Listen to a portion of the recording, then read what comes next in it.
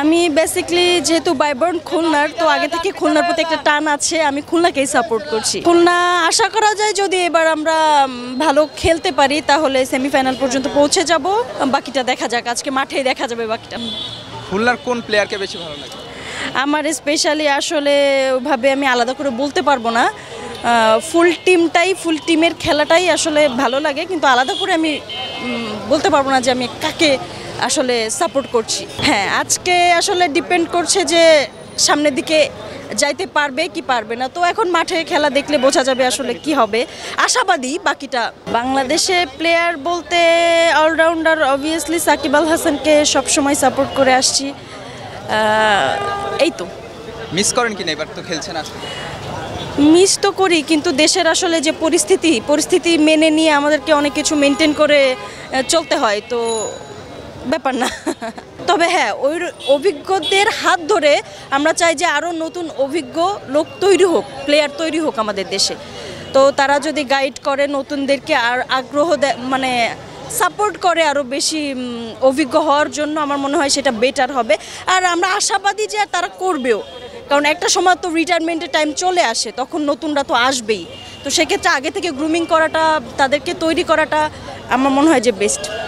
খেলা দেখা হয় কিনা মানে প্রতিবার আসলে ওইভাবে রেগুলার মেনটেন করে দেখা হয় না, সত্য কথা যেটা। মানে আগের তুলনায় এবারে বিপিএলটা কেমন দেখছেন? মানুষের উৎসাহটা অনেক বেশি দেখছি আমি এবার, উৎসাহটা অনেক বেশি দেখছি। আর যে যার টিমকে সাপোর্ট করছে, আসলে যেহেতু আলাদা আলাদা সাপোর্টার, তো ঢাকা, বরিশাল, খুলনা সব কিছুরই আলাদা সাপোর্টার আছে, তো সবাই যেন একটা হাড্ডাহাড্ডি একটা লড়াইয়ের ভেতর দিয়েই যাচ্ছে, আমরা লোকাল পাবলিকগুলাই যাচ্ছি। তো ওভারঅল সব মিলিয়ে আমার মনে হয় যে এবারের সব কিছু শান্তিপূর্ণভাবেও হচ্ছে, ইনশাল্লাহ শেষ পর্যন্ত হবেও আর কি। যদি আরও একটা টিম আসলে মানে বিপিএলে অংশগ্রহণ করার সুযোগ দেওয়া হয় আসলে, তাহলে কোন জেলার আসলে আপনি সাপোর্ট করবেন? কোন জেলাকে আসা হচ্ছে? আমি আসলে সম্বন্ধে বলতে পারবো না, কারণ আমার আসলে আইডিয়া নেই যে কারা আসার যোগ্য।